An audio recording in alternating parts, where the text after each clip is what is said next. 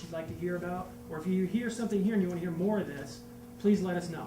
Also rate these guys because they need the feedback and they need to know how they can improve. That's okay. Yeah. Other nuts and bolts. We have a sign-up list. If you've been before and you've given me your email, you don't need to put it back down again. But we communicate a lot of things. Most recently, like when we canceled February, that goes out in an email a couple days before. So if we don't have your email list and you want to be on the email list, please write that down on here. I'll pass a pin around with that. There's also pens and pencils in a small basket over there for the comment cards if you need one of those. It's sitting next to our donation box. We do accept donations for the lectures. We're the committee that's working on putting these together. We're working on getting ourselves a projector and a kind of an AV setup. We're really close with that. That's our kind of next project. We also want to get a bigger screen and some stuff like that. So donation box over there. The schedule update for everyone to know if you're coming regularly. We're going to have 2 lectures this month. We're going to have the next one on the 20th, the one that we had to cancel in February. Howard Weimer's going to come back. He's going to talk about 45 winners of backcountry travel in Yosemite and the Ostrander Ski Hut and how that all came about. So March 20th, look for updates on that and give us your email list if we don't have it, and you'll get that update. In April, we have our local fire captain, Mr. Bevington, who's going to talk about Wawona Fire, and we're going to host that down at the fire station.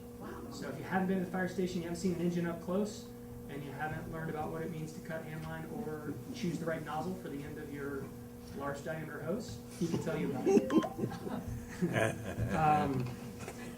One quick poll, one thing we're thinking about, since a lot of regular folks are here, we're thinking about making some Hooting Owl coffee mugs. And wondering if people would be interested in purchasing those. Is that with Larry Duke's logo on it? Yes. Well, then, who wouldn't want one? We might even be able to get Larry Duke to sign the mugs. If you don't know the logo thing that we made for this year, that owl, Larry Duke etched that or carved it, or it was a pen and ink thing, I'm not sure. So he donated that artwork for us to have a logo for this thing. So that's pretty cool. Came off of one of his drawings, cards. Good. Well, I think I got a little bit of reaction there. We'll keep you posted on the mugs. Last but not least, how tonight's going to go. So we are very fortunate to have a couple of pretty knowledgeable historians. I'm going to let them introduce themselves. It's going to be a little different tonight.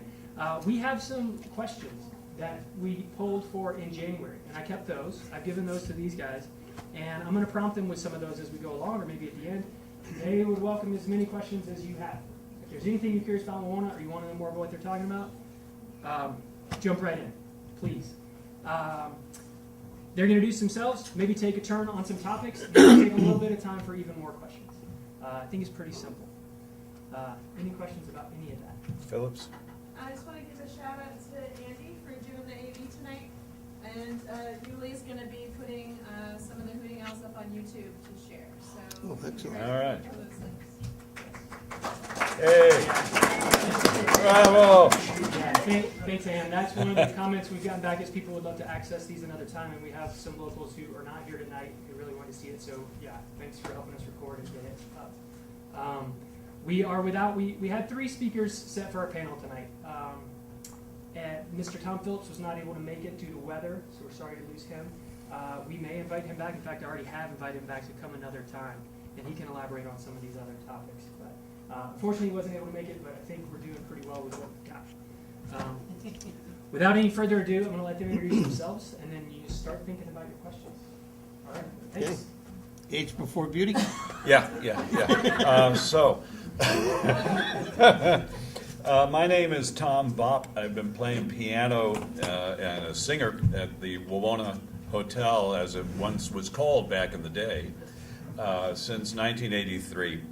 And in 2000, after a lady named Wawona Washburn Hartwig passed on, the heirs and the executor decided that put me in charge of finishing her research, carrying on her work. She had spent the latter part of her life spending an inordinate amount of time researching the history of her family and the hotel and all of that. And so I've taken that very seriously for the past 18 years and have been digging through primary sources and indexing everything that I find. And so that's the basis of my historical knowledge about this place. It's based on what I've found. Beyond what I've found, I'm an imbecile. I don't know anything. So Ed knows everything else. Yeah, right. I'm Ed Mead. I was born here in the park down in the valley at Lewis Memorial Hospital. It's a clinic now. My great-great-grandfather owned part of the boathouse at Mirror Lake when it was still in the state of California. He came here as a 49er, didn't do very well in gold mining, in fact, probably pretty bad. All of his sons became stagecoach drivers up here. He owned the Gordon Hotel in Mariposa when he left this area, which is now the Golden Coin. His son became stage drivers. One of them was Tom Gordon, and that's my great-great-grandfather. And Tom Gordon was a stage driver that brought Teddy Roosevelt in here. And we'll do that on a later story on some of the stage drivers and stuff like that. My grandfather, his son, was Eadie Gordon, and he ran the stables here. And he and his family have been here. We've been here permanently since 1914, or 1904. I'm sorry, when he was just a young 14-year-old boy. So, my uncle is Albert Gordon, and so I've been able to listen to his stories, true or not, all my life. And so fortunately, he was a pack rat, so I was able to, he kept a lot of things, so I still have most of those and want to share those with you. So, and exciting, when Tom and I get together, one time Tom and I and Tom Phillips got together and we talk about a story, and so, well, that's not the way I heard it. And Yeah. we would have 3 different perspectives of the same story, and it was amazing how it had changed depending on the storyteller's point of view. So we're going to start with some of the things we thought. A couple of people asked, well, let's do some of the sites around here that are no longer here and maybe not everybody knows about. And so you all know where the campground is. You probably all have heard of Camp A.E. Wood, but you'll see the map there. There was an arboretum down there, and it was on the other side of the river, so it'd be on the south side, and it looks like it was to the north of Big Creek. And I found this map in, they used to put out these. This one is September 1951, and it was Park Service, and it was Yosemite Nature Notes. And this one talks about the Arboretum, and it's by Q.L. Wallace, who was a park ranger here at the time. So he made this map from the one that was made by the acting superintendent, Major John Bigelow, who was the acting superintendent of the park, and he was the cavalry then. And they built this in 1904. And he assigned 3 soldiers to construct it and to keep it up. And those were all the old Buffalo soldiers that were here at the time.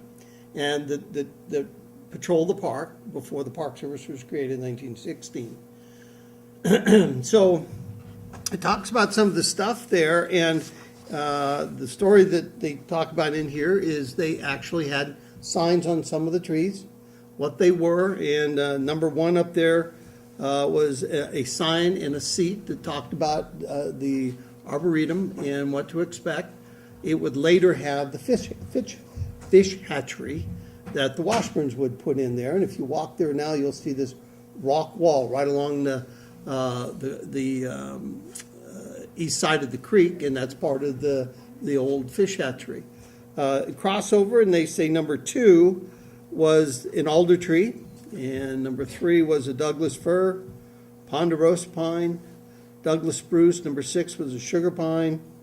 Number 7 was a white fir. Number 8, a ponderosa pine. Number 9, a silver fir. 10, a Douglas fir, and incense cedar. And then there was a couple of rocks that you see there. They had mortar holes on them that the Indians would use to grind the acorns. Next one, Tom? Okay. Unless you got some, please. Can I? Yeah. What is a Douglas spruce? What species is that? Ask one of the rangers here, I'll put them on the spot. Shirley Spencer, that question. Yeah. Shirley's here. In other words, what is that tree they're talking about? And I'm not sure. We don't have a spruce in Yosemite. I don't, you know, and they may have been wrong. You think they might have meant Douglas fir? Or sometimes the common names are like that. I'm just, Yeah. we don't have a spruce It could in be. Yosemite. It could be, yeah. I know, they already have Doug fir up there, and I love how one's spelled F-U-R. Yeah, Fir. well, That's- that That's might what be this grows on person. the outside of the tree. I just want to know the scientific name of, I mean, what is that they're looking at? It's Yeah. not a Douglas fir. And right here, he's got, next to tree number 5, from which the label was missing, was, in quotes, a Douglas spruce, pictured in the 1904 report, and that I don't have. Now, this is a 1951, by the way, you can find, this is from an edition of Nature Notes, Yosemite Nature Notes. It looks like that. And it was issued by the Yosemite Natural History Association, which became the Yosemite Association, which was absorbed by the Yosemite Fund, now the Conservancy. And you can find all of these things online at a place called www.yosemite.ca.us.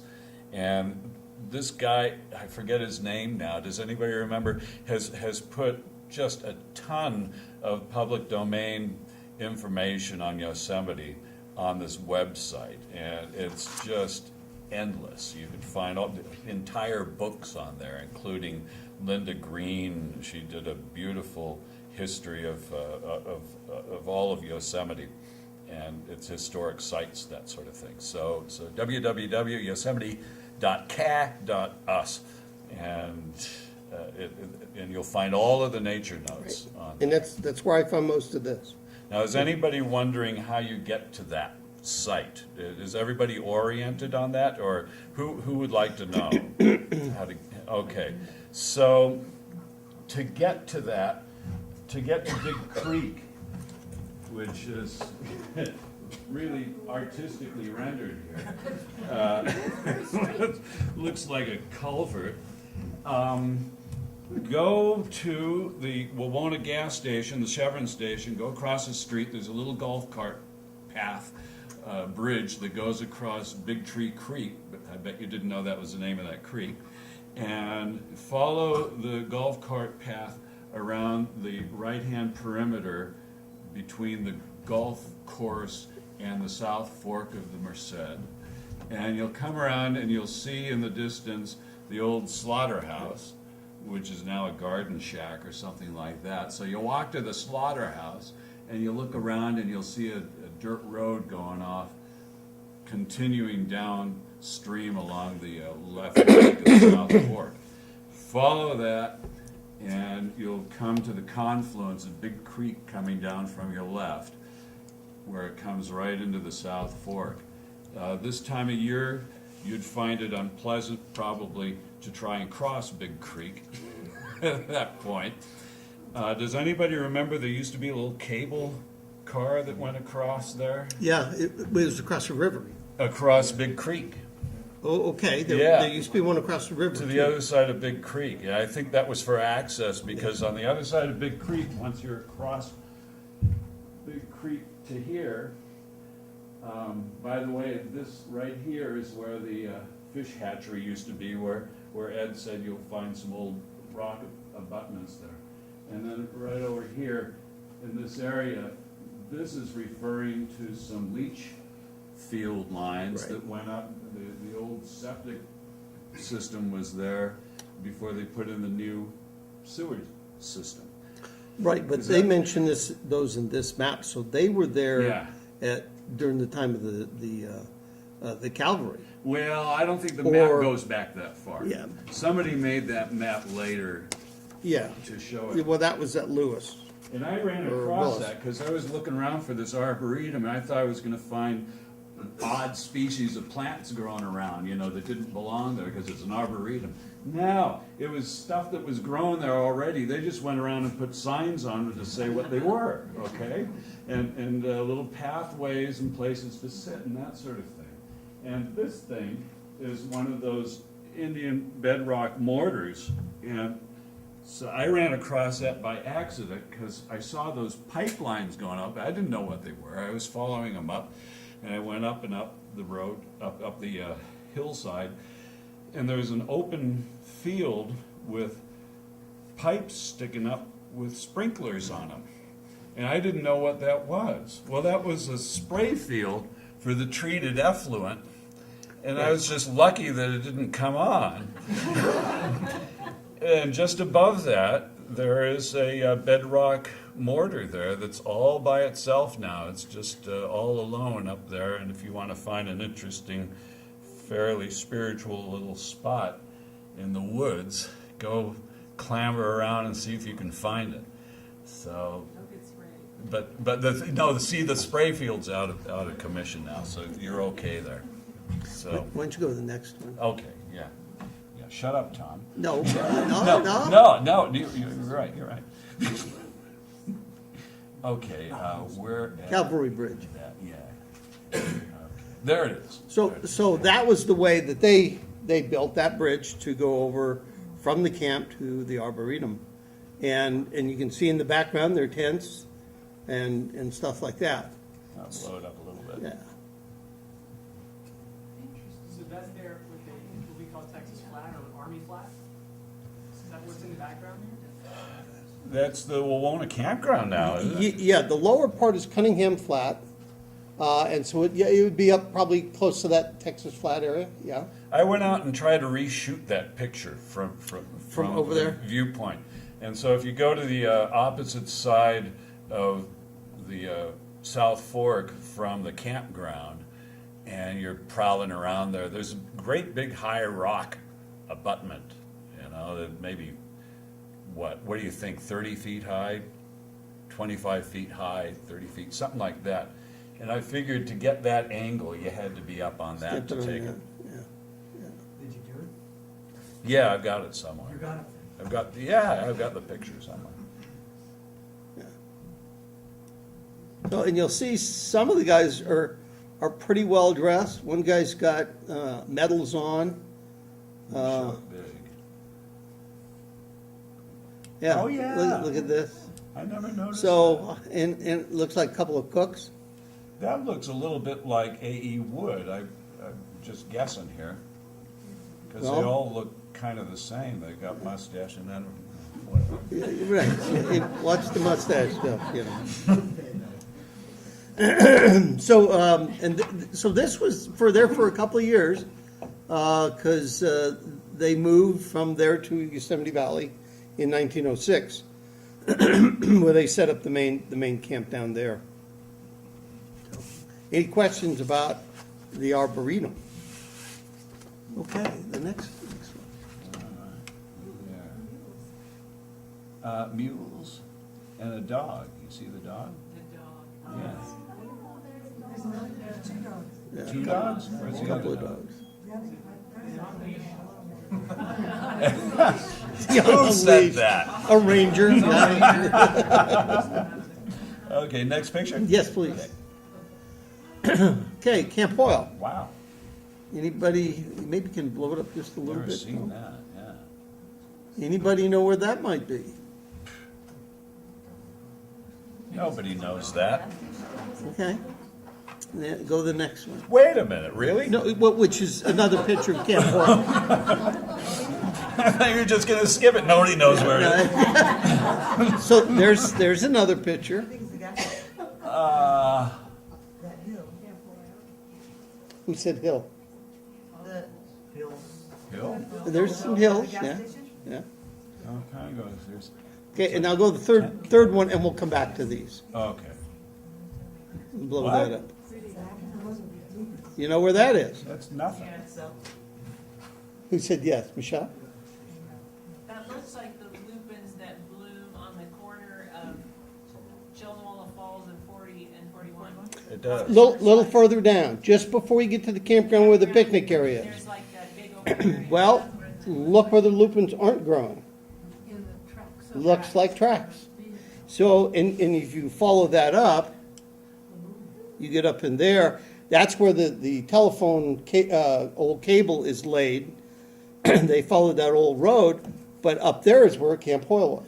Is that on the right side of the road or on the Yes. river side of the road? No, it's on the right It's side. on the right side Right of the side. road. So the I river. know what you're talking The about. highway curves this way, and this goes just straight. So when the highway curves that way, and there's that restroom and stuff there. Well, yeah, where the picnic area is. Yeah, okay. Yeah. And so there's this big field. This would be right across the street from that picnic area. Well, you know what else that is? That's the beginning of the stage road, the Right. old stage road. Right. Oh, Right. okay. And so, so it wasn't changed until 1932 when they put the highway in. Yeah. Right. So that was the main way. Well, And if you yeah. go up on that hill, you kind of, then you have a little road that goes over and goes down into the campground, or which would have been to the army camp. So But Hoyle if you walk up in there, it's probably getting a little deteriorated now, but you could actually see some of the ground area where the flatness, where buildings were. I've seen that. So now go backwards. So now you know where you're at. Yeah. So that was up on the hill? Or- Yeah, it was actually, it's not much further than as far as you can see on that little dirt road, and that's where it started, up there. So, this was in 1922 by Burt Oil, and he filed mining claims, 3 of them, up in that area. And the story goes, and this was in some information I got, he carried a flask of gold in his pocket to substantiate his claim, but Yosemite officials tried to make him prove there was gold or silver on it. He explained that he had filed a claim for granite quarry, and since literally thousands of granite rocks were part of the landscape, the officials let him go. What year are we talking? Do you know? 22, 22. according to this. Yeah. But it consisted of a dining room, fountain, store, 6 tents, 6 cabins, and a gas station, and rates below those of the Wawona Hotel. Make that bigger. And so the Park Service bought their interest in his camp in 1932, and the buildings were destroyed in 1933. They moved to Long Barn in Tuolumne County, where he mined more tourist gold with a hotel until his death in 1937. So are those the gas pumps on the left? Yes. Now, directly to the right of those gas pumps is a young sequoia. Is Yeah. that still there?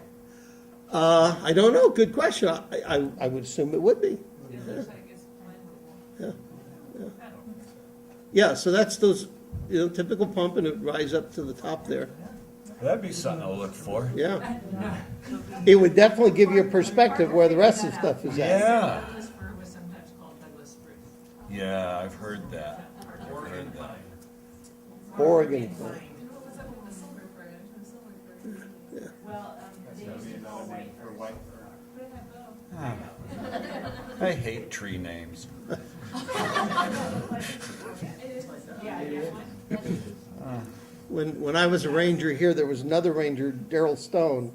Donald Stone was his dad that owned Pine Tree Market. And he would tell the tourists it was a cone-bearing coniferous tree indigenous to the area.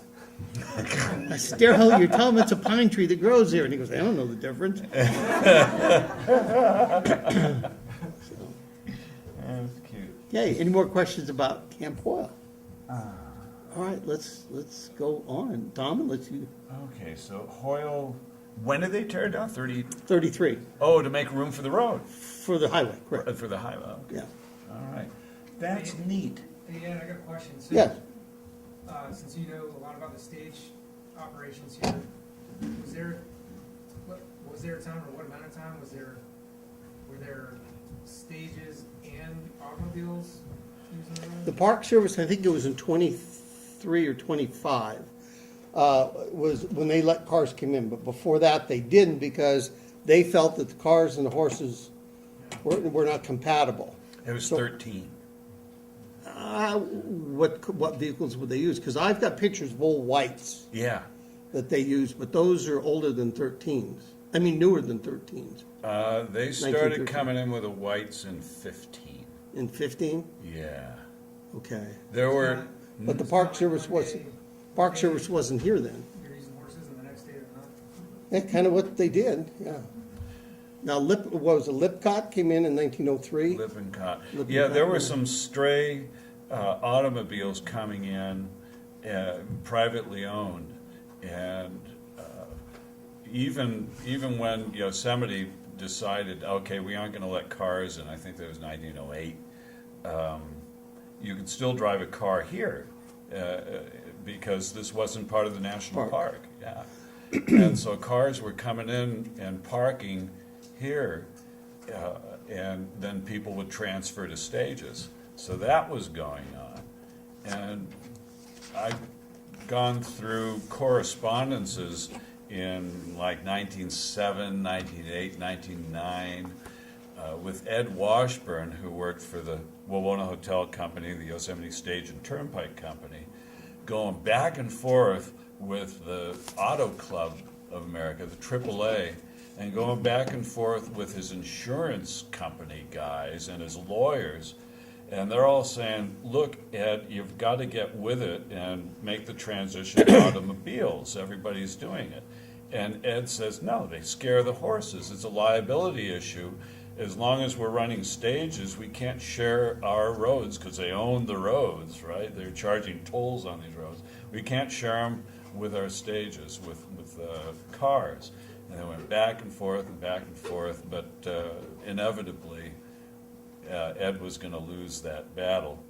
But he died in 1911 before they made the transition. And in 1915 is when at least the Yosemite Stage and Turnpike Company went over to automobiles. And it's kind of a complicated transition, but there's some interesting correspondence of what do we do with all the horses.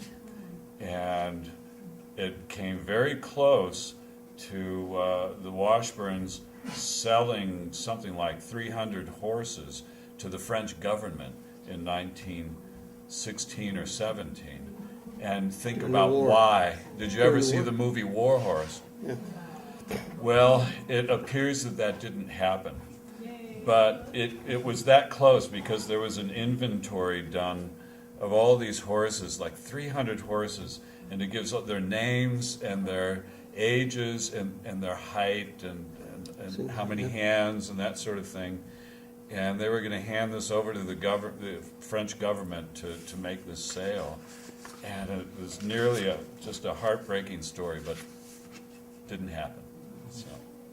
So Tom kind of touched on, does anybody know where the park entrance was? In those Oh, days? yeah. Mosquito Creek. Yeah. Oh, way up. And the ranger station is still here, but it's in Wawona. What? Yeah. I didn't know that. Yeah. It's the campground reservation building. And that used to sit over next to the UC Merced Field Station. And when I was a kid, that was where the ranger station was, and that was brought from Mosquito Creek. Yeah, somewhere there's a picture of that. It was. Do you know which side of that? You know, Mosquito Creek. It's that horseshoe curve when you're coming out of here, and it's the horseshoeiest. It's that real tight Yeah. question mark looking Yeah. turn, and that's what was. I'm Was it not on- sure where it was at. Okay. No, because that big curve, that big flat area was done by the Park Service to work on the road. So I think it might have been the upside. Michelle. Michelle knows.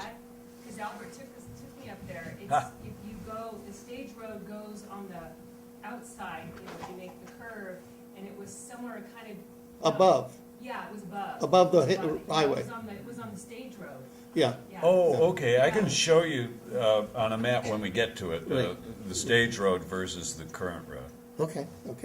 And then the other park entrance was just below the, or just above the Three Sentinels in the Mariposa Grove. That was the other park entrance. So, okay. All right. Any other Next. questions on that? Yeah, next. What? So, Whoa. did anybody know there was a dam to be built in Wawona?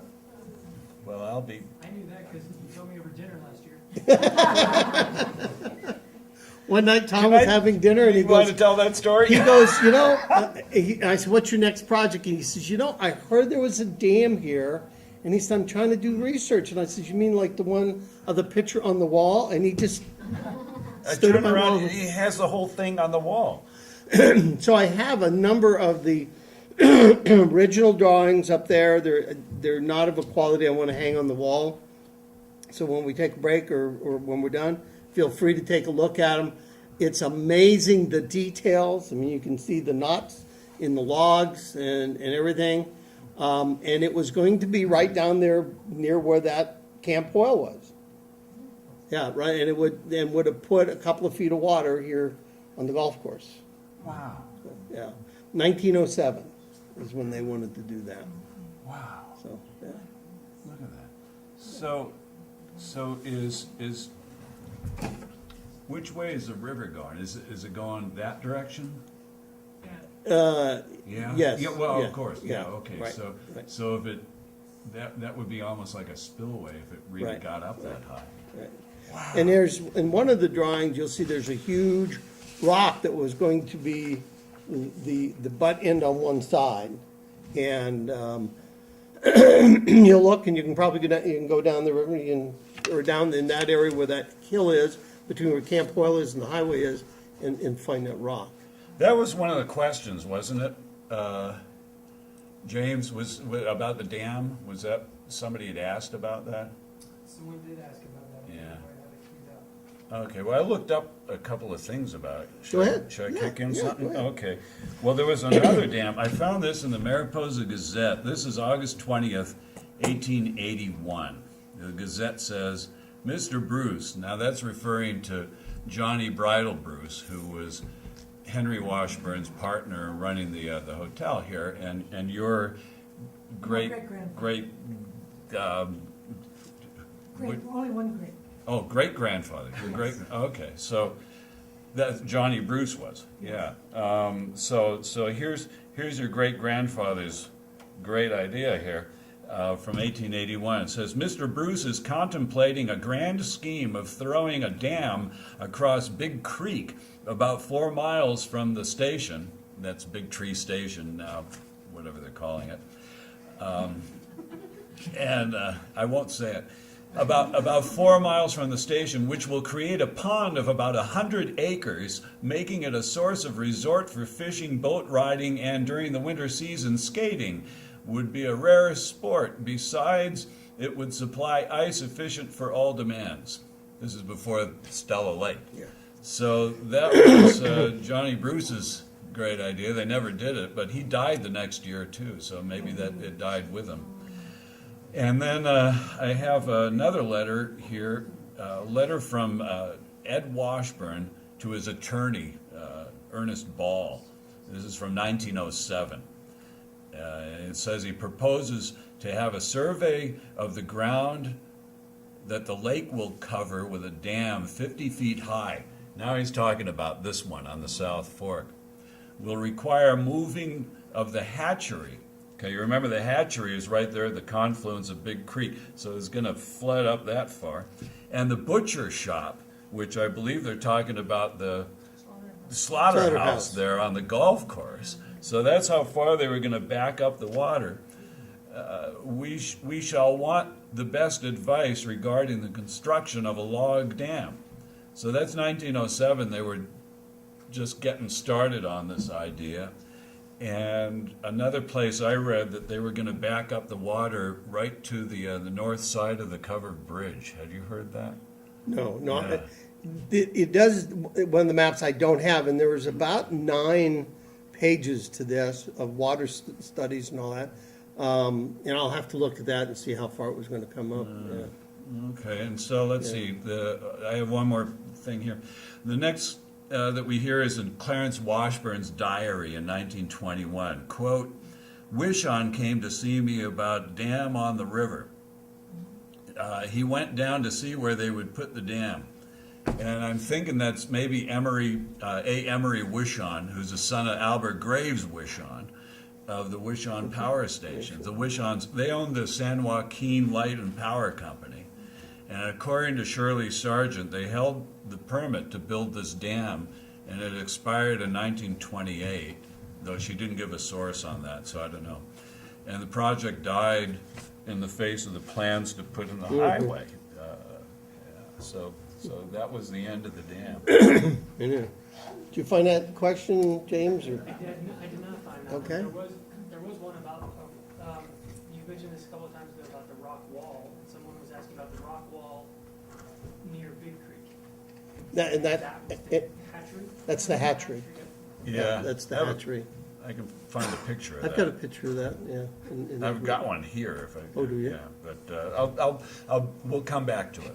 The Okay. question was they saw the rock wall, was that a bridge crossing or something else? No, that was part of the hatchery. Yeah, it's foundation. Yeah, yeah.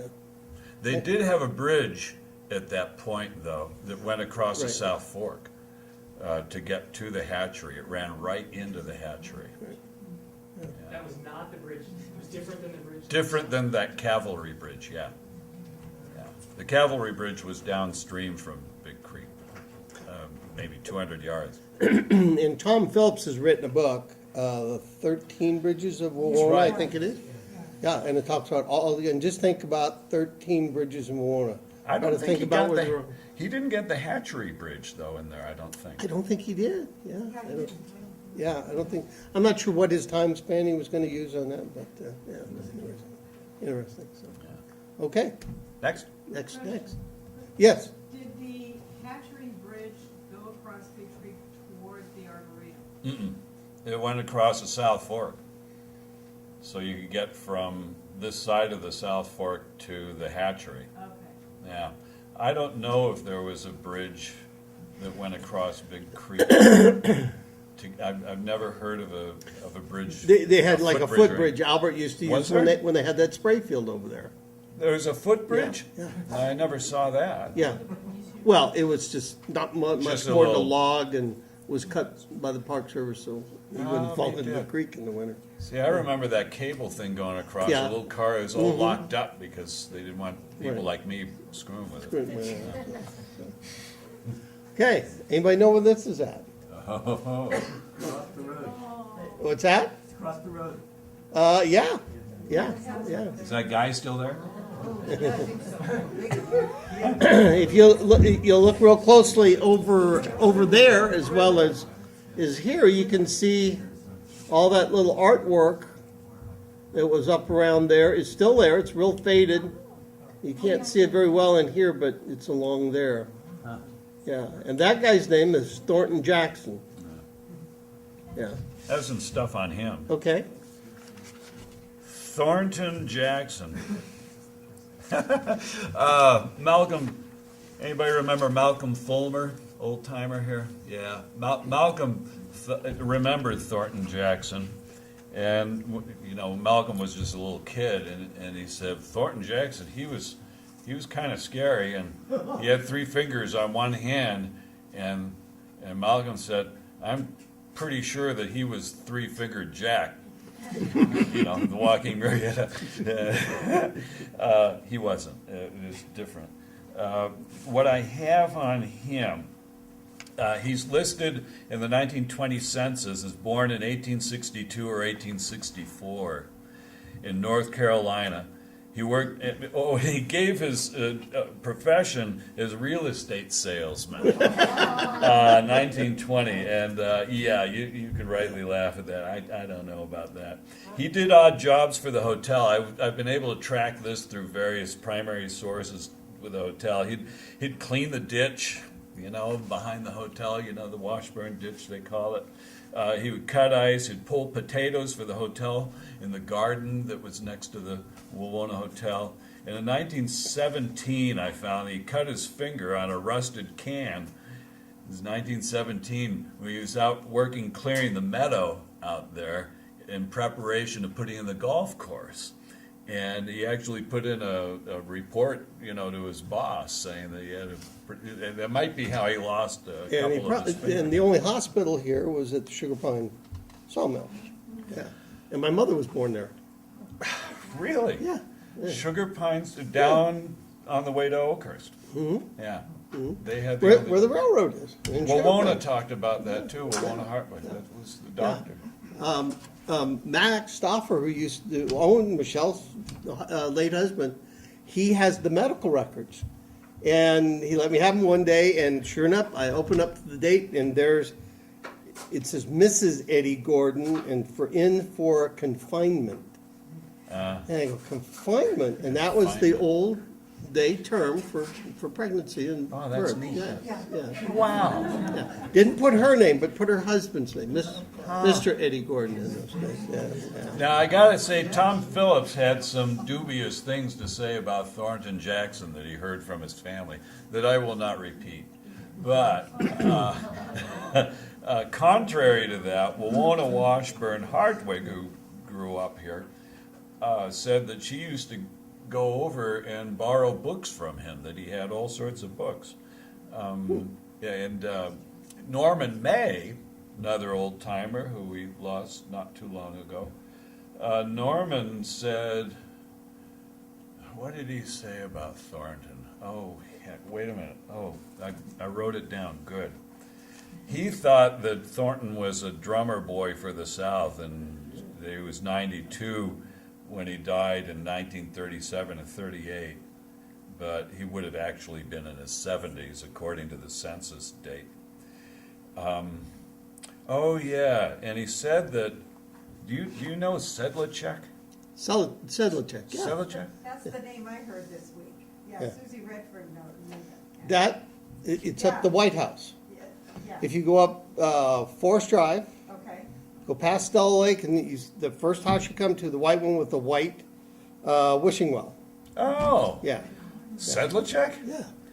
Well, that's the one who built the little Madonna hut down on the Red Fronts Rocks. The shrine. Well, that makes some sense, because what Norman remembered was that Sedlacek inherited that house from Thornton Jackson. That's Now, kind of what she was alluding to. yeah, now Tom Phillips said that Thornton Jackson was squatting in that house and that somebody else owned it. So I'm not sure. And Tom Phillips refers to this house as the Leech house. Belonged to Bruce, or Bruce E. Leech, they called him. He was married to a Bruce. Who was married to one of the Bruces. And the Bruces were married to, well, never mind. It was a small community. Yeah, thank you, yes. Whew. And Tom Phillips believes that Azel Barnes Van Kampen, who was an early pioneer here, is the one who built that place, and he estimates it at 1890 as when that place was built.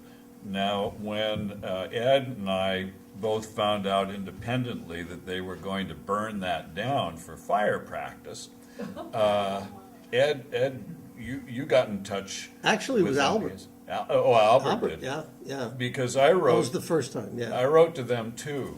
I mean, the more Yeah. recently. Oh, okay, yeah, then I did. Yeah, after that was when you Right, wrote yeah. too. And I wrote to the historical preservation people, and I said, well, if you're gonna burn it down, you might want to document the place before you burn it down, because it's the last example of a residence from that era in this area. And they wrote back, what? So they haven't quite figured out what to do with it or what not to do with it, I guess. Yeah, and I kind of think that building date may be wrong. I bet it think? was earlier than that. Really? Because my grandfather's house was 1892, and there was a lot of stuff over here before, so a lot of the stuff was built, not before the hotel, but before some of the other houses there. Well, Van Kampen goes back, I'm not sure. Yeah. Yeah. All right. So that's the actual location where it is now? Yes. Yeah. It Yeah. hasn't been moved? Right there, No. yep, Okay, yep. okay, I was just curious.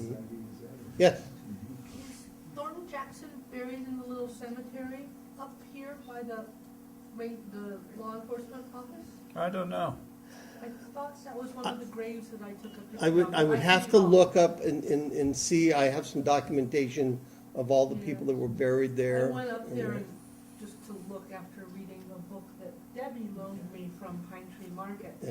And I kind of think that was. There, I think, if I remember right, I think there might be a Jackson up there, but I don't know if it's his or not. Interesting. I don't know. This is the red house across from the school. Yeah, Right there. Thornton Jackson, right there, oh, yeah. yep. You're looking at it. Yeah, it's right here. Yeah, Yeah. yeah, yeah. Yeah, it's Talk a, about that the other day. Yeah, but again, he probably wasn't the owner of it, and I'm not sure who it was. And I kind of thought, Tom Phillips might be able to shed some light on that. Tom's got some great maps of all the properties here that they homesteaded. mm-hmm. And I was under the belief that there's about 3 or 4, all the way up to Chowchilla Mountain. They're all homesteaded. And what Washburn did is had his employees homestead, Sure. and then he bought their property. And that's why when the Park Service bought the hotel, there was a little over 4,000 acres that went with it, that he had accumulated over those years. Yeah. So, and there was always a battle between the south side and the north side, between the north and the south. And because the Bruces mainly, and a couple other people, had homesteaded this side, and Washburn had the other side. And I think the Bruces built a school over here. And I remember it was a white building that was here, and there were some other cabins. And that made the Washburns mad, so they built their school over on the other side, and that's actually was the first school building. So there was that. I don't know how true that is. Oh, yeah. I talked to Ward about that. Well, you know about the Greeleys. Yeah, yeah. Quiggs. Yeah. And Mendocini and all those guys, they owned a lot of that land on that side. Yeah, they did. Yeah, up from Section 35, starting there. Yeah, there was quite Uphill from Forest Yeah. Drive. Yeah. on Yeah, the in fact, south we were side. talking about that last night. There used to be a restaurant over there, Yeah. and there was a piano that my grandfather bought Player for piano. his wife. Player piano. Sits in my son's house now. That's one of the questions that we had. Was there a public house on the south side of the river? Okay, Is that what you're talking about? what's a public?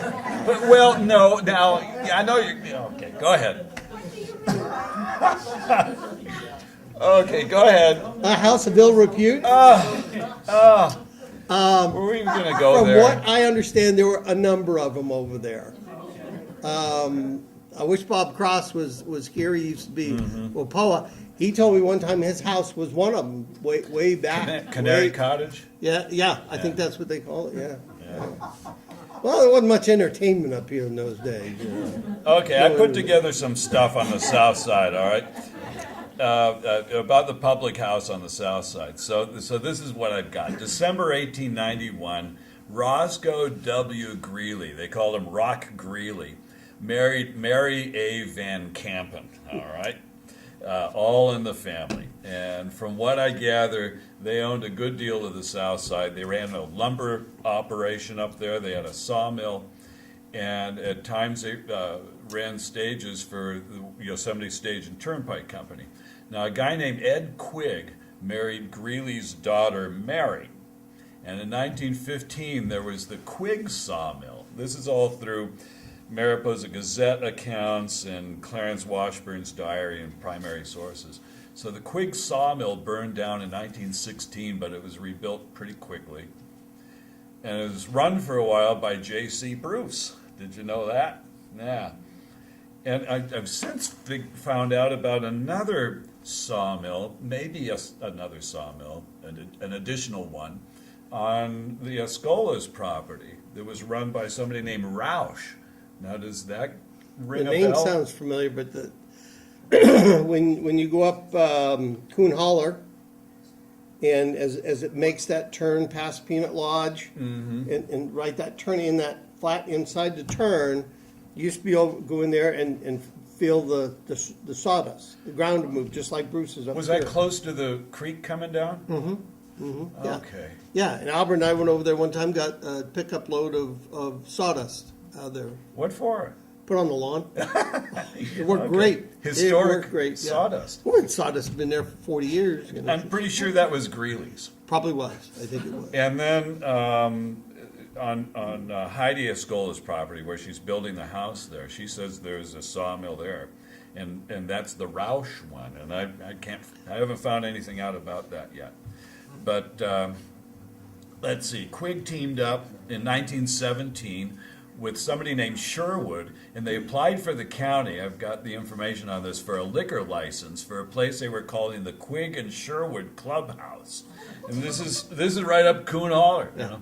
Oh, and by the way, you know, I've been wanting Coon Holler not to be a historic name. I've been wishing that we could change it to something else. But He doesn't like it on his mail. you know, yeah, no, but well, Coon Holler, you know, with a K and Holler. It originally an old name, and it goes back to the 1800s, I believe.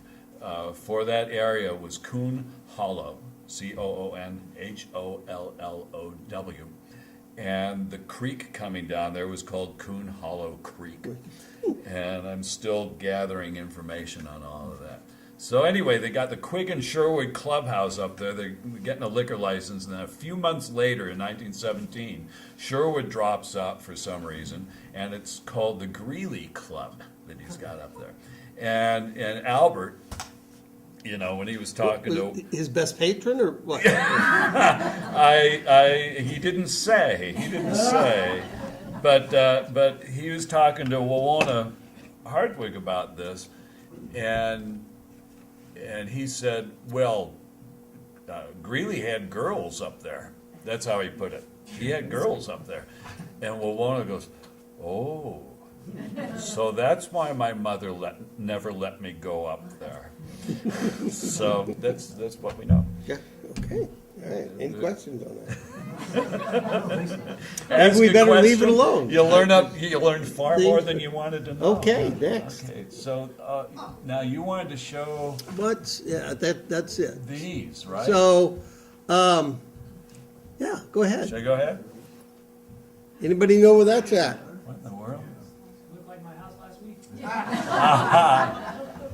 Wow. There's a gas station there, And the store, right? and a store, and across the street was a theater and a restaurant. You'll have to stay tuned for next week. We'll bring that up on our next. Are you doing something next week? No, I mean, next time. Just next time. You're not going to know. But- Nobody knows. Yeah. I have a shout out. Leslie. You're less than 500 yards from there. Leslie Train. Well done. You remember that place? Vaguely, yeah. Yeah. Yeah. And the theater and the restaurant are still standing. And there was dancing, right? Yeah, there was dancing. Yeah. There was. Now cut that out. Can't tell you. Can't tell you. We'll do that for another Hooting Owl. They're figuring it out. You know? Yeah, they are. Next one. Wow. Okay. Wow. You know where the airport was? Okay. Yeah, that was, I think, the first It is. plane. It is. First That plane is. that came in, and I've got all their names. It was not with me. December 8th, 1925, and the guy is Lieutenant Moore. Okay. Yeah. And that was the first plane to land on the airstrip Yeah. out there. That was toward the head of the meadow. Yeah. If you go up the Meadow Loop Road on the side that's closest to the Wawona Road, and it's about 2/3 of the way up there. Yeah. Oh my! Know where that that's is? good. Oh, that's a good shot. I won't say what it is.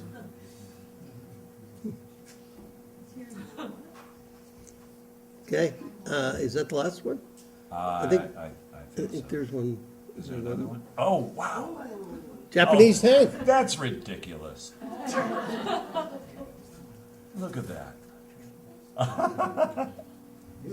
Know where that was at? That was here too during World War II. It's bear clover. Yeah. Okay. That was there in World War II. That's when they built it. And there's nothing left of it. No, nothing left. It's all But done. there was one of the tracks, which is made out of chicken wire and some wood, Well, aren't you, was still there in the 70s when I was a ranger here. go ahead and tell them. All right. The army that was up here, my dad built that. He was staff sergeant here in the army when they had a camp here, And so they built that for training purposes. Where exactly is that? Okay, Chowchill Mountain Road, and then the 4 Mile Road splits off, and then between the two of them is a road that goes between them. Okay, on the upper side, if you come back about 100 yards, and it would be, as you're walking back on the left-hand side, it's set up, there's a little hill there. So that was taken from about where that road was. Yeah. Yeah. So yeah, there was an army camp here. They taught, in the wintertime, they would move up to Badger Pass, and they talked to the mountaineer skiing attack force. And in the summertime, it was radar. My dad taught electronic theory for radar here. So, and there was about, I think, about 300. Your dad was teaching that? Yeah, yeah. I was just reading about Yeah. that. That was your dad. What was his Joseph, me, and he was a staff sergeant. his staff sergeant? Yeah, yeah. And, Big deal. and Okay. Albert was his camp engineer in the boiler room. So, yeah. Okay. So, okay. Wow, that's neat. All right. So, do you have any questions? You didn't tell us where the one before this? Yeah, oh, yeah. Yeah, that one. that. We have to stay tuned. Oh, you can tell them. Okay, go back to that one. Yeah. That you're is just the- being mean. water flowing through there? That's the powerhouse. That's the Pelton water wheel. Oh, wow. It looks close. Anybody know where it might be? It's on the other side of the river, south side. There's still a lot of that concrete that's there, still there. Yeah. Okay, and the water from there didn't come from the river. It actually came from the ditch. From the ditch. Shooting here is related to the person that invented the Pelton wheel. Oh, really? Wow. Yeah. Wow. And I'm not sure if it's that Pelton wheel or the Bruce's Pelton wheel I think it's the Bruce's. that Albert gave the Park Service, It's and sitting it's out over there. the Pioneer Cities. Yeah. I think it is the Bruce wheel. So to Which find, Albert kept telling me he wanted to go back and get. I said, I don't think the Park Service would like that. So to find this, you go to the RV cleanout station there, all right, and you walk down and start poking around along the bank of the South Fork, and you'll find some The concrete. old concrete and stuff like that. And then to go to where the water came from, you go to the Wawona Hotel, walk up behind Moore Cottage, and you go to the trailhead for going up to the Mariposa Grove. And you walk up that trail about 50 feet, maybe, yeah. something like that, and you'll encounter the Washburn Ditch. So you make a left on the ditch and you walk about 15 feet, and you will find a big concrete square basin just below the ditch toward the river. And that's called a penstock. Right. And it's an ancestor of an old wooden penstock that was there before that. And its job was to collect water from the ditch. They had a little diverter there, and it would fill up the penstock. And if you look down in this penstock, you'll see a great big pipe disappearing into the ground toward the river. And that pipe would go down and grade down and grade down and get smaller and smaller until it went into the powerhouse, and it would come out of a nozzle and hit your ancestor's Pelton wheel. And that was the electricity generator in 1908 when that first went in. And Wawona Washburn remembered when she was a little girl in the early 20s, sitting with her family in the Wawona dining room and noticing, having dinner with her family, and noticing the lights start to flicker. And she remembered her dad, Clarence Washburn, going, and he'd get up and walk up that little trail and make a left and go to where they had widened the ditch a little bit so the water would pond up there, and they put in some gate valves, to back up the water during the day. because they didn't need electricity during the day. They wanted it at nighttime. So at nighttime, they'd pull out one of the slats that would let water into the penstock and make the thing go. So if the lights are flickering, that means you have to go out there and pull up another slat. Now, my version of the story, like from my grandfather, was that Washburn would call my grandfather, and he was the one that would go out. Well, And they yeah. would say it was either a fish or a pine cone had gotten in there, and they'd have to fish it out, but the lights would dim. Yeah. Well, Charlie Steffen, Yeah. did you know him, or was he gone by the time you came along? No, I knew him when I was a little kid. Yeah, because he was the electrician. Yeah. And he had figured out how to put in a float switch in that penstock, so you didn't have to do that anymore. Because the float switch, when it got down far enough, it would make a little red light go on down at the powerhouse, and you'd know that it was time to go pull out another slat. So you know, technology marched forward. It's like the Flintstones, you know. How long do we go here, James? Because I think as long as interest allows, we're at about an hour. you want us to keep going, you guys? You let the how about some of audience those- call the shots? Oh, yeah, no, that's wrong. It's only 10 p.m. How about some of those questions? Oh, well, I've got some answers to questions. Oh, okay. All right. Well, maybe you ought to ask the question first. Okay, is the person here who wanted to know about Sally Louise Dutcher? Really? Are you the one that asked? Okay, does anybody know who she was? She was the first lady to climb Half Dome. Yeah, so I found a primary source here, which is kind of interesting. About her real name was Sarah Louisa Dutcher.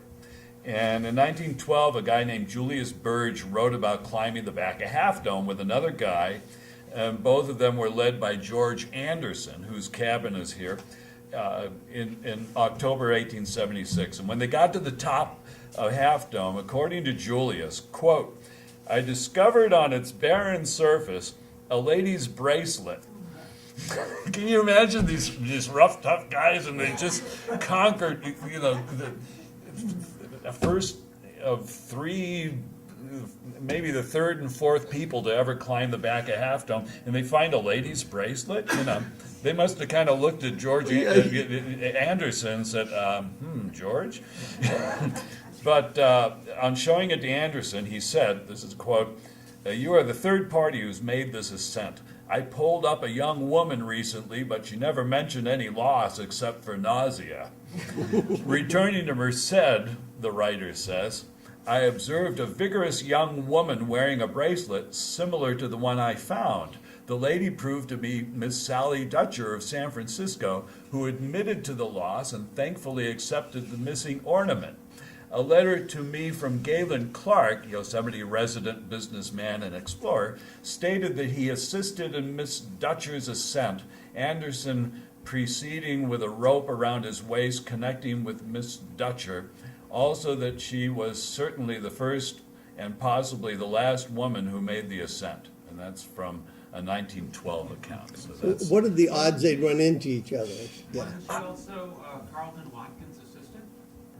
so there is a history to be researched. So Sarah Louisa? Sarah Louisa Dutcher, yeah. Let's see. What was somebody who asked about blowing things up? All right, good man. Okay, yeah. You wanted to know about blowing things up. Okay, have I got The it? entire audience for any question you had, and we got how do things blow up? How do things blow up? Okay, well. In Wawona or anywhere? Surprised us. Well, let me read you something I found from 1925. Okay, 1925, August 28th. According to Clarence Washburn's diary, a fellow named B. Reeves Eason and a crew from Columbia Pictures, Waldorf Studio, shot a silent movie here in 1925. They shot up at Signal Peak, if you know where that is. Cunningham's cabin, that was Down Cunningham Flat. Cunningham Flat, which is the campground, right? Right. Yeah. Yeah, Okay. lower end. The lower end of the Yes. campground. Mhm. Okay. the Indian Bridge, which used to be right down here at Flat Rock. And most notably, they constructed a fake dam on Chilnawalna Creek. And Clarence noted in his diary, August 28th, 1925, quote, Mr. Stormer and Mr. Eason, director of Waldorf Studios Company, finished at Wawona with their company of 20. Blew up the big dam on Chilnawalna Creek. Everyone went up to see it. Very large explosion. And there used to be a powder house here. You know where that might have been? Oh, really? Yeah. Yeah. No. It's where the wastewater treatment plant is. There was a powder house Yeah. there? Oh, yeah. It They was, kept explosives there? no, they didn't. Well, Washburn did. On the south, For the road- north side, right? For road building and Yeah. stuff, right? So Yeah, it was a very little. It was a real small shack. Had dirt all on the granite, decomposed granite, all around the three sides of it, and then the top wooden roof had decomposed granite on it, and Now- a little door. Oh, just tiny little thing? Yeah. It's still there. no. Oh, is it really? Lost. Yeah, there's. It's but right with the parking lot, or I haven't been up to the Yeah, Waits so, Road. you go to the parking lot there and then you Yeah. go up and around the Yeah, fence to the right. left. Yeah, And there's just this old tiny remnant, Yeah. like the size of a doghouse. Yeah. In the hill. yeah. That's So it. Yeah, it's big enough you could go and stand in when I was a kid. So, yeah. Huh. I know that doesn't answer your question, though. You want to know how things blow up, right? Or things, anything in general, or something in particular? Like how to blow up, Maybe you know, that's something you ought to talk to your dad about. You know? Yeah, you probably know about it. Okay, all right. How about the James Garner movie? Oh. With With Eva Marie Saint. I got 3 copies, yeah. Yeah, And with, the Nazis are running across the Right. swinging bridge or something. right. It's hilarious. Yeah. 30. It's called 36 Hours. I've got 3 copies if you want. On the annex, the ramp that's the wheelchair ramp on the annex, that was not there until it was put in for the movie, and Oh. they kept it there. Yeah. Wow. Yeah. And my aunt was the manager of the coffee shop, and she said Garner would come in every noon and have lunch there, and it's at where the hotel where the store is now, the little gift shop at the end of it. Oh, that That was the coffee shop. coffee shop then. Okay, yeah, Then, yeah. yeah. The coffee shop? I posted a little bit about that movie on my blog. So if you go to YosemiteMusic.com and then look for my blog and click on that and look around for the thing about 36 Hours, I quoted in complete an article from Variety magazine about when they were shooting that picture. And it's really pretty interesting. Apparently James Garner and the crew were living somewhere up in maybe Moore's Redwoods or something like that. They were putting them up there. And Garner had said, always liked to walk to work. So you'd see James Garner walking along Chilnawalna Falls Road and over the covered bridge to go to the shoot. And a guy in Germany contacted me because he owns a painting that was on the set for the shooting of that movie. And he was trying to get information about its provenance. And I couldn't tell. I found the picture of, in the movie where it's hanging, but I can't tell whether the interior shot is at the hotel or whether it's in a movie set. So it's hard to figure out. What else do we have here? Do you have that map of the hotel, the one I have over there? Oh, On yeah, your- you want to see that? Let's see. Oh, I could show you the shoes. Anybody know about the shoes in the annex? Now, this one? Yes. Yeah. Okay, should I go close? Yeah. Please enlarge it. How close do you want to go? And where do you want to focus on? A little bit. One more. Okay. That's good. Now you'll see some areas there. Can we see the? You use the thing. Okay. There's. Okay, Stella Lake, where's Stella Lake? Right there. Everybody knows where that's at? Okay. Let's see, the grotto, Let me go a There's a little grotto, okay. bigger. There was a question about a grotto, yeah, the fern grotto. yeah, right there, Is that better? yeah. Anybody know where that's at? Yes. Dean Shank took us up there for staff training. Oh, did he? Are there Okay. still ferns? In the spring there are. It's damp in there, yeah. Yeah, yeah. Are these, is that above, Of your house. yeah, and what's near that water tank? You would take Lark up, the extension to where that housing development was going to be, and instead of making the switch back to the right, you go to the left, like you go in those tanks. And you just get right where that creek is, just step back in the trees, and that's where the grotto is. Says do not enter. Right. Also a stop sign there, yeah. So I've got So of course you got I've that. got a wooden sign that says grotto, and it's got a hand pointing like that. And so that was one of the things that the Washburns would send up. And then let's see, Can I go bigger? yeah, I mean, closer, yeah. Because there's some really interesting, odd stuff on here that you're not gonna know about. Can I okay, do? yeah, right, go ahead. Okay, so, let me see.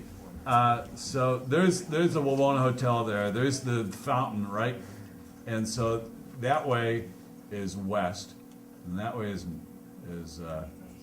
north. Yeah, thank you. And so, let's see.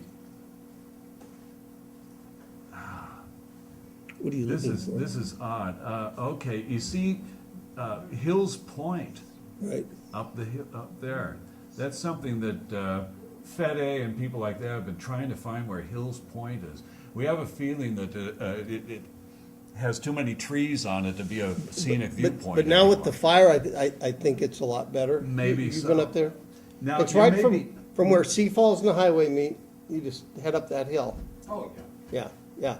You can Yeah. see the hill now where you couldn't before. You can actually Ah. see the hill where the trees were so thick That might before. be something to see. I have a postcard picture from Hills Point looking back at the hotel around the turn of the century. It's pretty interesting. So you may be wondering, what is Riverview and Sphinx?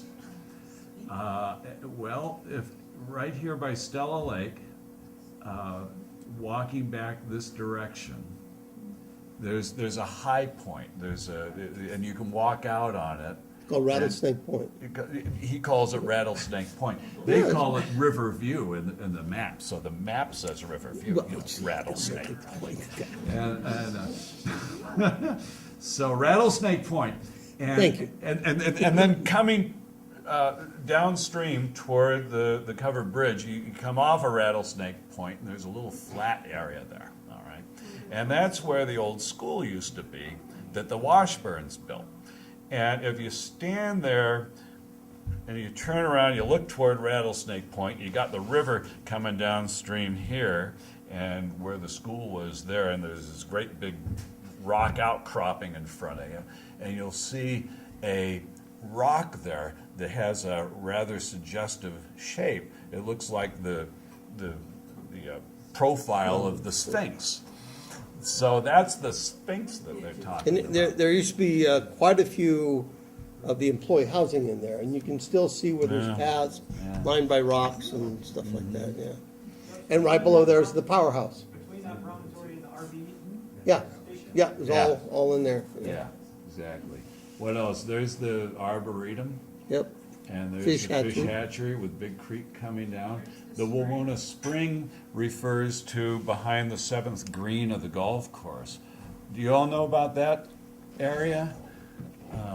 Clark's Meadow. Where Gale and Clark's, the trees are that he planted? Yeah. The old cabin site? Yeah, exactly. So you walk that path I was describing that goes to the slaughterhouse, and before you get to the slaughterhouse, you look to your left, and there's the 7th green up there. So you walk up to that, and there's a historic marker plaque that has all sorts of mistakes on it, including a picture of the wrong cabin and all sorts of things.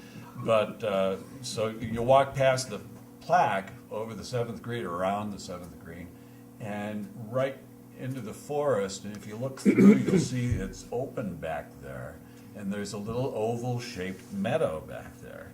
And if you poke around, you'll find a well or a spring that's been sort of developed a long time ago. It used to have a gazebo over it, and golfers used to stop and drink out of the spring.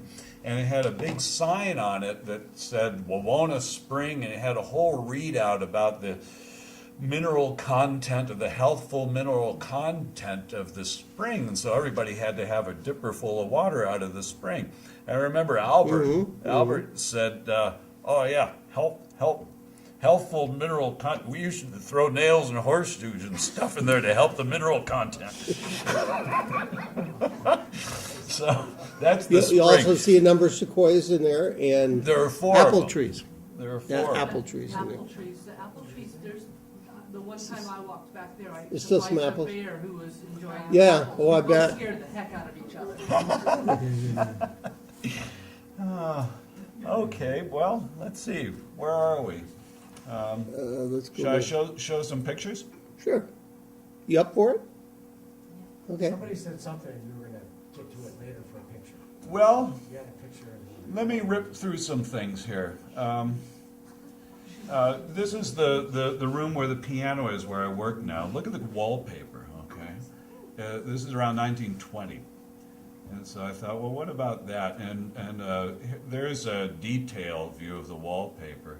Well, Marvin was working there, the maintenance guy at the hotel, and he was getting behind some walls, and he found an example of the wallpaper. So that's the coloration that was in the lobby on the walls. Wait a minute. In the piano room and out in the main lobby.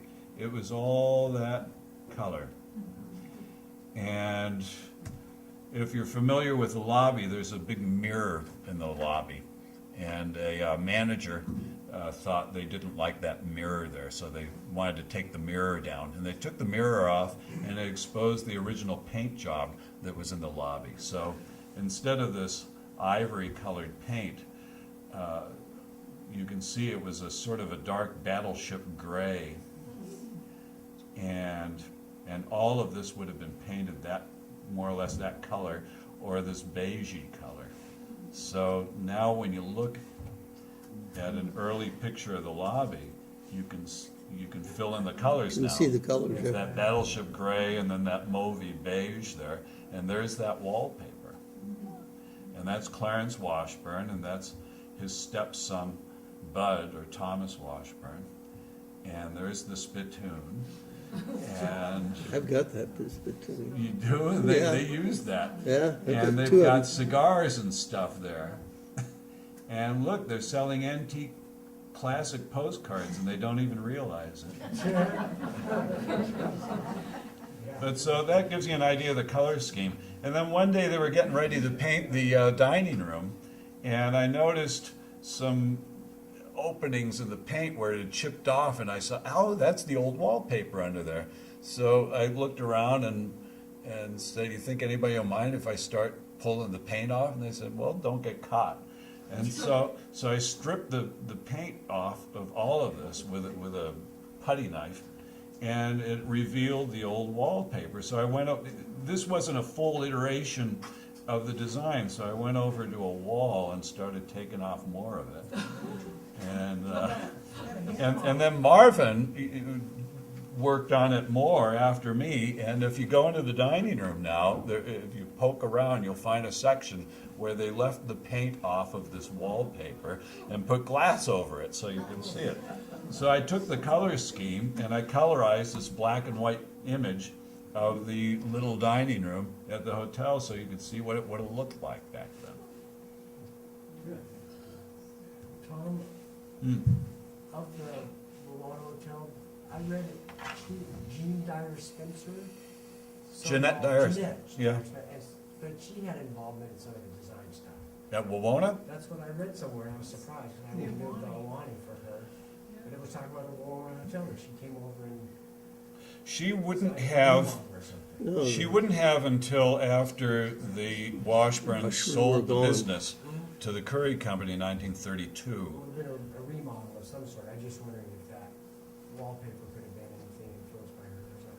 No, the wallpaper was picked by Clarence Washburn's wife, Grace Brinkup Washburn. And Wawona said that her mother, Grace, not only picked all the wallpaper and the curtain styles, she liked florals. And so there's all, like you saw on the walls, all these colors, pastels and things like that, and floral designs on the drapes. And she picked the wicker furniture for the inside instead of mission. They could have gone either way, but wicker is what they went with. And she designed the lamps, the famous lampshades that are there. And she had them executed and painted by students at a school for the deaf and blind, I think, in Berkeley, which is now a dorm there. They turned it into a dorm for Cal, yeah. So that's what I know about That's that. why I don't see anything that looks like it had to do with the same artist from there, but, Yeah, no, Jeanette Dyer Spencer, if she had anything to do with anything, it would have been probably more toward what you see at the hotel now. Yeah, it wasn't until 1951, I believe, that they painted all the buildings white. They must have had a deal on white paint, but, you know, the annex used to be, Brown? it's New England arts and crafts style. It would have looked like a Maybach. If you look at the annex, it's shake siding. And it would have been brown with ivory around the door frames. I've and got some windows. pictures of it at that color. Sure. Yeah. Yeah, and as well as Washburn and Moore Cottage. Those were called respectively the Long Brown and the Little Brown. Yeah, so that might have all been done, the white paint and redoing the lobby, that sort of thing, under Spencer. And sometime they had brought in a bunch of Victorian furniture, which some of you may remember being in the lobby, which doesn't really match the interior because while the building is a Victorian building, the interior was totally remodeled around 1917 to 1921. So it's an Edwardian maybe, or arts and crafts interior with the box beams and that sort of thing inside, which are not Victorian. Yeah. So the proper interior decoration would not be Victorian furniture. You'd want to use arts and crafts, which is what they're trying to do now with the wicker furniture. Are you wiped out here? Have we covered it? There. Shoes. Okay, I'll do this quickly. You don't often get to see the annex in daylight, but they were re-roofing it. And I knew about these shoes from long ago, and when I saw they were re-roofing it, I scrambled up in there and got these pictures. So that's looking toward the golf shop is right downstairs from there, 2 floors down, okay? So you walk along that boardwalk and you look around and what do you see in the rafters? Shoes. Oh my. Yeah, full of wasps' nests too. Yeah, so you look at the shoes and you think, what is that? And you measure them. They're big shoes. Look at the size of them. They're huge. And so their wingtips are pretty nice. And it has a square nail going through it and some wire nails. So they've been up there most likely since they built the annex in 1918. And they're hobnailed. Look at that. So somebody modified these wingtip shoes so they could go hiking in them. Because you didn't have REI or anything, so you nail in cleats so you didn't slip when you were fishing. Fishing. Who used to go fishing a lot, and who would have nailed his shoes in the annex? I believe these were Clarence Washburn's shoes. And so I went looking around for why you nail shoes into the attic. And the Washburns were famously from New England, from Vermont. And in New England, there is a tradition that when you're going to build a new house, everybody in the family will get a pair of old shoes and throw them into the wall near the fire, near the chimney. And that was, the superstition is that that protects the house from a chimney fire. And so these shoes are really not very far from the chimney, going up from the sunroom in the annex, on the second floor of the annex. So I believe that Clarence was sticking with an old family tradition and nailed his shoes up there in the attic, and they're up there to this day. That's the view from that attic window there. If you ever wondered what it looked like looking out that window, there it is. And that shows the old knob and tube wiring. There are the knobs, and there's a tube right there. You know about that? It's before they had insulation on the wires. And so they'd use these insulators, and all that's still up there. It's not hot anymore, but the wiring is still there. And the lath and plaster, which is interesting to see, and the rough sawn wood from the local sawmills. And there's some graffiti up there. It says Lester Short, hot as hell, August 31st, 1933. Well, of course it is. So who knows who that was or why it was up there on August 31st, commenting on the obvious. But this graffiti is old enough that it's historic, so they have to preserve it. And James, Ranger James, was up there. It's newer, and there's a view of the hotel that you don't normally get. So that's the shoes. Okay, so shoes. Okay. We got a few more questions that were left over from Jamie. Okay, let's quickly do that. We might run through those. Somebody wanted to know where the Snaffle Bit Trail is. Who built it?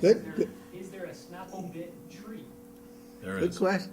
Yeah, we talked about that earlier. I did not know about the tree. My grandfather used to take a lot of people from the stables. He ran the stables, go up in the high country, go fishing, and they would always go the Snaffle Bit Trail because they could fish all along the river. So I've been at both sides, and on the south side, you go probably a mile back, and you get into a lot of rocks and stuff, and it's really, really difficult to go any further. It's a mess. On the north side, it just got so brushy. Well, now that the fire's been through there, the fire crews has put lines through there, and I think they follow the old Snaffle Bit Trail up through there in areas, probably. So, They took the least resistance as they could. yeah. So I think that might have been it. But it was a horse trail, and it was well used. But as far as the old bit, It's there. yeah, if you The bit is not there. The short answer to this is go online, Google Tony Krizan, Krizan. Just put in Krizan and then put in Snaffle, Snaffle. And if you Google those two things together, you will find 4 successive articles that Tony Krizan wrote for the Sierra Star. He's a guy who likes to go out rummaging around and finding old trails and stuff, and then he gives lectures about them down in Oakhurst. So Snafflebit and Krizan, Krizan, and you will find 4 articles that will tell you all about it. It'll show you a picture of where the snaffle bit, which is a horse bit, had been nailed to a tree for so long that the bit is gone, but the impression of it is still in the tree. It's an old cedar tree. And it corresponds with the best swimming hole you ever saw. And I believe it's on where the Mariposa County line bisects the South Fork of the Merced. I found it by accident I knew it was up there somewhere, but years ago, I just went up the middle of the creek, up the middle of the South Fork. It was September or October, and the water was low. Pretty easy. And just scrambled up and found this about 5 miles upstream from the Swingy Bridge. And it's a beautiful spot. Another question about a trail, where's the lightning trail? Ah, Have you ever heard of the Back lightning? to Yes. the map. Yep. That came from Wawona Point down to the head of the meadow. Right. Yeah. It shows in this map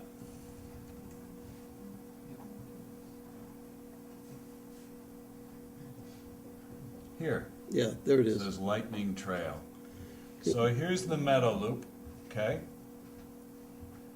And if you walk, the funny thing about this map is that the road hasn't been built yet, the Wawona Road. So you're not seeing it here, but the Wawona Road runs right along here, right? And it crosses here. So, And this is the 4 Mile road. yeah. And it says the trail to the big trees, but there is a trail that comes up through Stud Horse, and it goes up to the big trees. Mhm. So I'm not sure about that. Not me neither. Yeah. Don't know. But I know when you come up the highway and it does a couple of the turns, there's one that's got a lot of alder trees in there, and it's, I think, just north of that. So I tried to find the lightning trail, and I put together a map. This is, 15 years ago. And so here's the meadow loop, okay?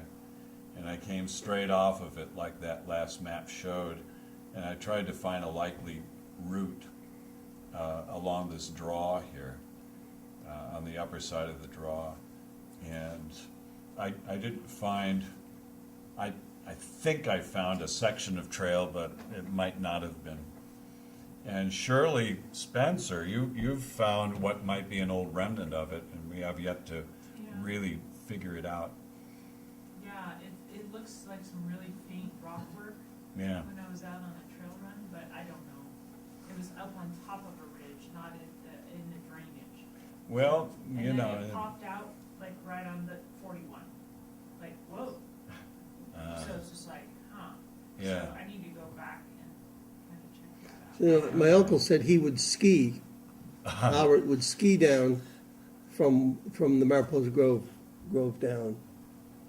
And- It's a straight shot, Yeah. and Jim Snyder, who's a historian in Yosemite, said that it was a typical thing for pioneer trails not to switch back. A pioneer trail, such as Galen Clark might make, would just go straight up the darn thing, because that's where you're going. You just go up there. You know, he's not worried about preserving the trail through switchbacks. And so this kind of indicates that the Lightning Trail was a very old trail. And of course, lightning suggesting that it was the fast way up to the Grove. And, well, it is, but it's quite a inconvenient way to go now, because you're bushwhacking through Manzanita and Ceanothus and lots of mosquitoes too. So, Back down in Wawona, another question was, what are the roads above Loop Road? It seemed to go nowhere in particular. Houghton Bush, if anybody remember, they were developers. And they developed that, they put in that water system, there was they started putting in a septic system. I don't think they actually ever built any houses. They bought the property, they were gonna develop it. I think the whole reason they said they were gonna develop it, and you may know more a little bit about this, was to get the Park Service to buy it for an exceeding a large amount of money. is that under Wawona Dome on that side of the creek? No. On this side. No, you go up straight up Lark, and then there's a chain across it. And you just keep going, and you can see the different ones up there. There was a house right below those water tanks. I used to live there when I was a ranger, and I rented from Houghton Bush, and that was one of their houses. So they put the roads in, they put the sewer system in, they put the water system in, and the Park Service went, And so they bought it at a greatly inflated price. Right. Norman May told me that story Yeah. too. Yeah. That they could have bought it at auction for a song, the Park Right. Service could have, but instead this developer got it, and then he developed it all, and then the Park Service bought it at, as you say, an inflated price. And I think there's a similar story for all those roads at the base of Wawona Dome, section 30. Well, most of that is from fire. No. Who was developing that? That was being developed when I was a child, yeah. Oh, really? Because I fought fire up there below Wawona Dome. After they were in developing 60. it You can still before. walk up there. Really? Yeah. The road that goes from All Sea Falls, cleared, yeah. from Sea Falls Road. We pulled Yeah. a sonar map of that area during the South Fork fire. Yeah. And there are Oh. multiple fingers running upstream, parallel, kind of on contours. And they'll go, there's at least 2 or 3 of them, and they go for like a mile upstream or more. Whoa. Yeah.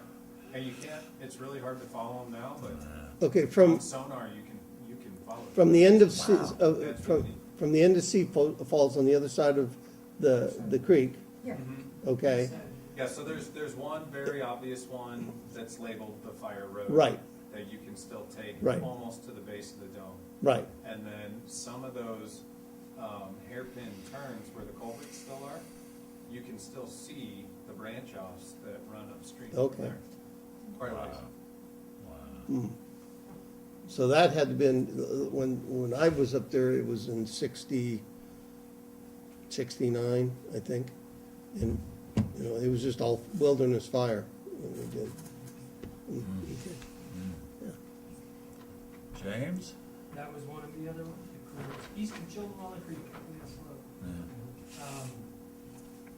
Back toward I've never heard of the Mariposa Battalion. Oh. Someone was curious if you had any facts about the Mariposa Battalion, were they here in Wawona and when? They were the ones that discovered it first documentary of the discovering of Yosemite Valley. Like But- the 1850s. 1851, yeah.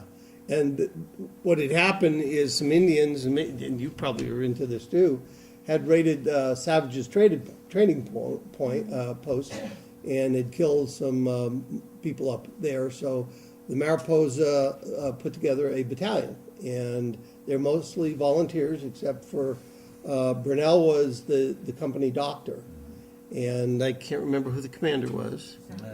Savage, okay. Savage. Yeah, James Savage. Yeah. So they came up and they came through into Wawona, and they found a few Indians here.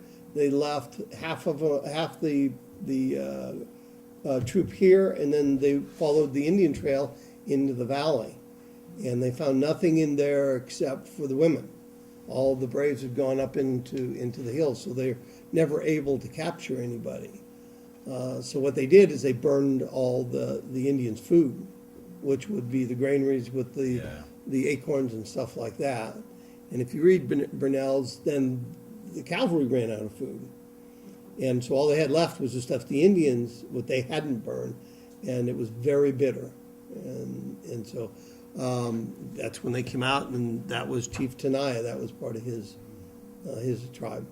Yeah. So that was the Mariposa Battalion.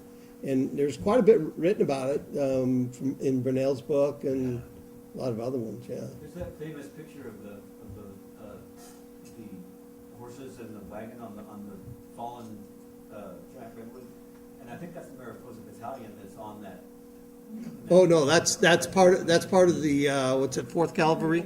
Oh, it is, okay. Part of the 4th Cavalry, yeah, Well- the Indian soldiers. Are you talking about with the horses up there, or are you talking about with the stage up there? With the horses. All the horses? Yeah, that's The soldiers. That's the cavalry. Oh, that's a color. Yeah, Yeah. and the cavalry were here from 1892 or 1891 until 1906. And 2 of those years were the famous Buffalo Soldiers. In 1899, they were here for about 2 weeks, the 24th Infantry, and then they were shipped off to the Philippines. And in 1903, they were here for the entire year season, from May to October, something like that. And then there were other cavalry troops all during that time. And yeah, you know, how they got those must have been really disciplined horses and good horsemen to get all those horses up on the, I just can't imagine it. They aren't harnessed to the stage, but they're. Well, there's a different one that has a stage up there. Maybe that's the one. Right. And that's the Washburns, you know, those people. My great aunts are in the back of it. Are they? Yeah, Brandy and Alan. Oh, I didn't know that. Yeah, cool. Little heads in the back. Okay. Let me find it. There was a question about railroads. Was there a railroad in or near Wawona? Yeah.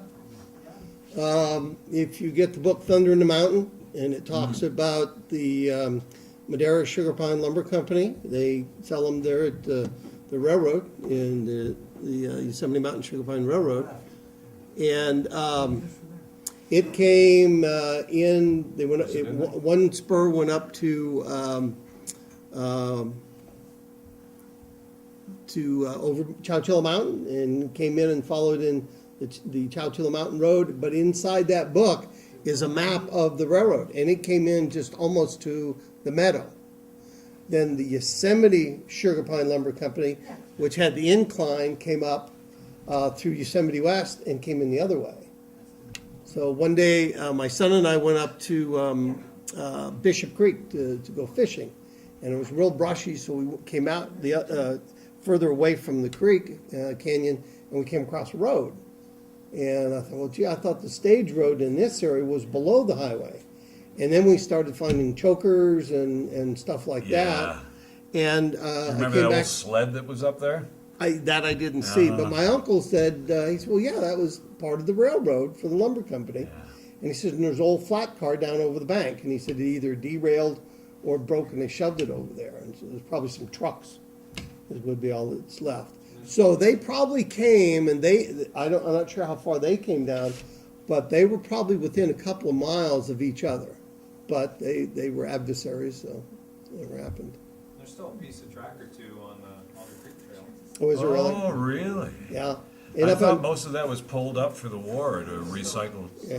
There's a little metal old cart too, up there off to the side. Yeah, of that the whole older- area, that's, Yeah, that white area. spot. Yeah, Leslie? Upside down with metal wheels.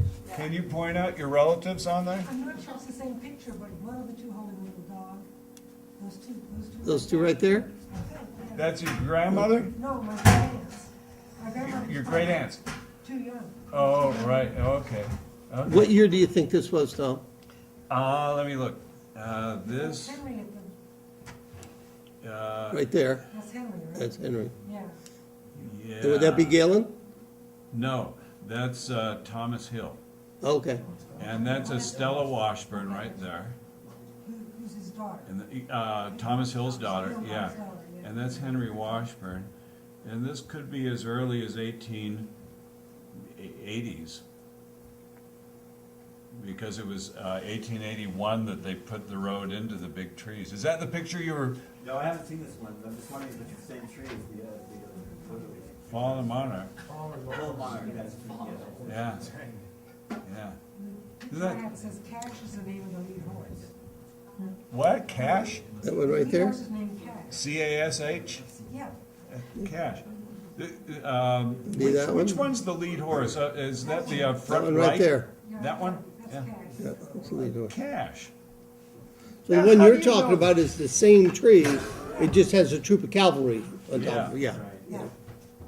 Yeah, and I've got that. Let's see. Here we go. I think. Well, I don't have them on the. Why don't I have them on the tree? I've got them somewhere. Oh well. There's A.E. Wood, right there.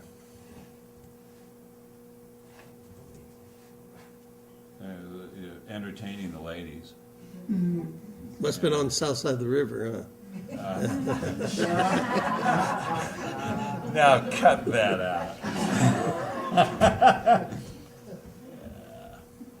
There they are coming up in front of the hotel. Yeah. Anyway, So you notice the hotel, there's no annex, okay? And the highway would be coming through there, and they look like they're coming across. They're which coming we right up cross- the road. Across the meadow, which, Yeah. I mean, across the golf course, which is where the road was, Yeah, came in. yeah, And, it's only one building. yeah. Well, actually, you can see Clark Cottage there. Well, yeah, but I and the mean, as little far as, white. the But- whole, yeah. the Yeah, hotel. but that's it, yeah. We have one more, it seems like it could be kind of a stumper, but there's a giant sequoia on the corner of Yosemite Ave and Chilnawalla Lane near the fire hydrant. Very specific. I had 5 sequoias in my yard, a couple of them died, and out in front, people will, they'll grow here, they grow well, they don't reproduce, but it's pretty good size. Yeah, it's really good size. Yeah, Would Yeah. that be Bruce property? could be. For it Is to that be part of- that old, Yeah, could that be some of the Bruce? or Van Campen, Main campaign, yeah. Tom Phillips, we have to answer. yeah. So the long answer is, We we don't don't know. know. We choreographed that, Yeah, yeah. that's perfect. Anything else? Those were all the questions you had before Okay. tonight. Great. Wow, we answered all the questions. Actually, What- I think these are apple trees. So this is also kind of a detail here in town, but I just found them. If you go up Loop Road, you're back there past the Loop House, on the left, there's where that kind of bit of water comes down. There looks like there's 4 apple trees planted in a square. And there seems like maybe there was some road, or there's a couple of wells or something up there. Okay, you go up Loop, and you go up over the, Up past the Longinetti property, okay, well, just to the left. that goes up to where the old Bruce Homestead was. Okay. Yeah, where those dumpsters are? Just before the dumpster, yeah. Yeah. Like there's that driveway. Okay, well, there used to be those 4, remember there was those 4 pink cabins? Was there 4? I don't remember. Yeah, right above Longinetti there, and across the street. That's where that house was that I rented from Houghton Bush, and then there was 4 little cabins there right at that creek. And there were those apple trees there, where that snow stake is, that's where my house was. I put it in for my son. So when were those buildings built? What were, they were just, Those are just cabins, I think probably Longinetti's or somebody put them in for rentals. But just before you get to the dumpsters was the Bruce Homestead. Yeah. so maybe that's, so the apple trees maybe. But if you'll notice, all around Wawona, you see apple trees. And the old timers, they would plant an apple tree, and there's some fruit, and once in a while they get a bear comes in, and, because I asked my uncle, I said, "Did you have a lot of bears?" He goes, "No, we killed them all." And he wasn't laughing or anything. They ate things, and so they killed them all. Same way with the mountain lions. There were none. After Jay Bruce got done, there was none. Oh, the There was mountain none lions. around here until that one guy introduced them all in. I can't remember his name. He brought mountains lion. He and Albert became good friends. Yeah, it was natural. So.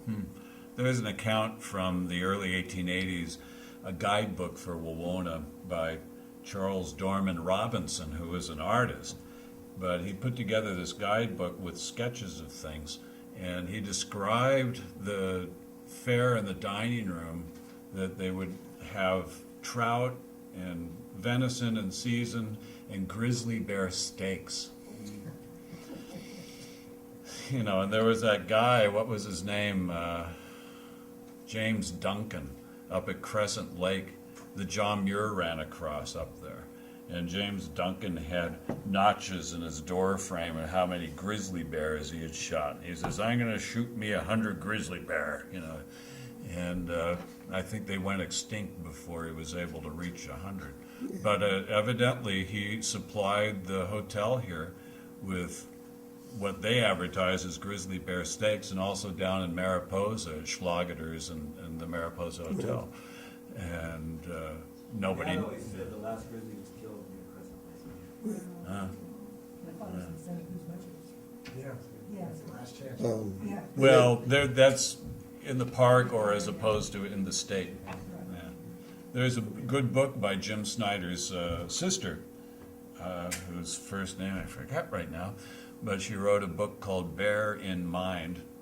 And it's all about the history of the grizzly bear. It's actually an anthology of source materials, primary sources about the history of the grizzly bear. I don't know if we have it at the library, but it's a good book. There's also one that a ranger did here, I think it was John Bingham, did The Bears in My Kitchen. He wrote a bear about it. Yeah, yeah. And we lived, when I was born, lived on the other side of the river, and I was about 4.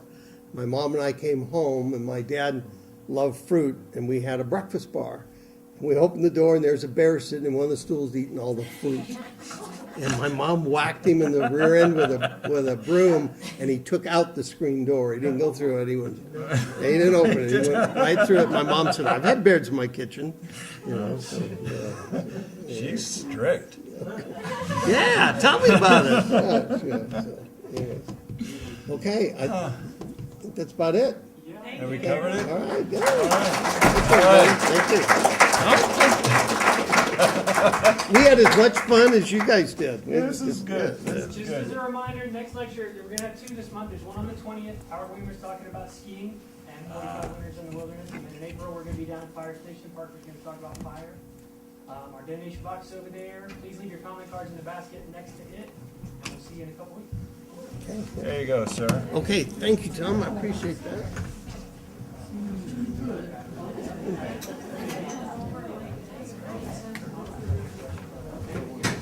We actually answered all the questions.